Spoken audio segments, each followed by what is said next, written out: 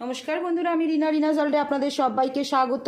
আজকের আপনাদের সঙ্গে যে রেসিপি শেয়ার করব 10 মিনিটে তৈরি হয়ে যাবে এই পটলের রেসিপি। গরম ভাতের সঙ্গে এই রেসিপির স্বাদ অসাধারণ হবে।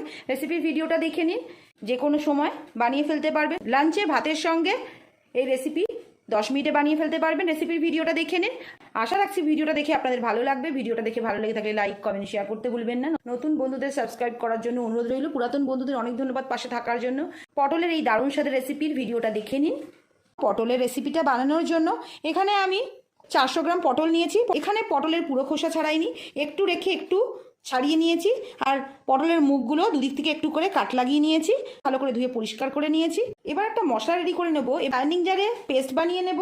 নিয়ে নেব 1 টেবিল স্পুন কালো সর্ষে, দিয়ে দেবো 1 টেবিল স্পুন সাদা সর্ষে, দিয়ে দেবো 2 টেবিল স্পুন টক দই, দিয়ে দেবো 1 টেবিল স্পুন জল, আর দিয়ে দেবো 2টো কাঁচা লঙ্কা, দিয়ে দেবো হাফ টিস্পুন নুন।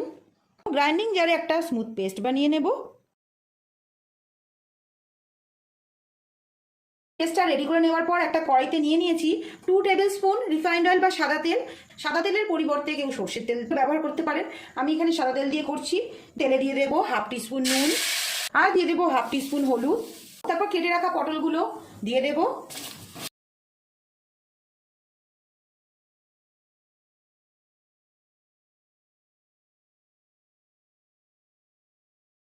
এবার পটলগুলো ভালো করে ভেজে নেব।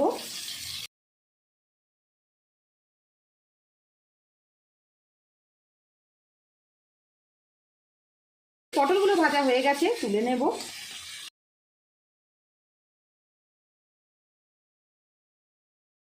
পটলগুলো ভেজে তুলে নেওয়ার পর ওই তেলের মধ্যে দিয়ে দেবো সামান্য কালো জিরে ফোড়নে, আর দিয়ে দেবো 2টো কাঁচা লঙ্কা। ফোড়নটা একটু নেড়ে ছেড়ে নেব।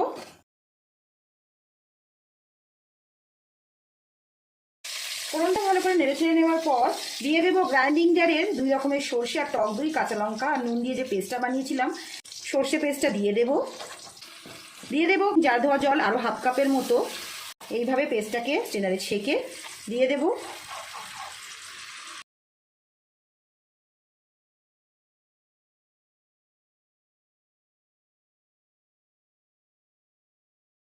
এইভাবে সর্ষেগুলোকে স্ট্রেনারে ছেঁকে নেব।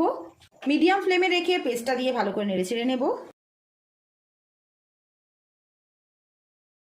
এবার দিয়ে দেবো সামান্য জিরে গুঁড়ো, আর দিয়ে দেবো সামান্য হলুদ, আর দিয়ে দেবো সামান্য নুন।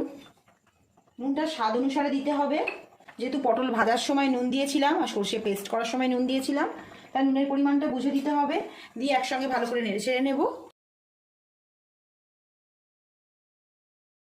দিয়ে দেবো ভেজে রাখা পটলগুলো দিয়ে আবারও ভালো করে নেড়ে ছেড়ে নেব।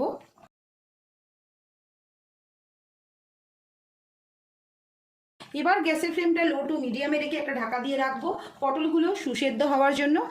নামানোর আগে 1 টিস্পুন কাঁচা তেল উপর থেকে ছড়িয়ে নিলেই রেডি হয়ে যাবে।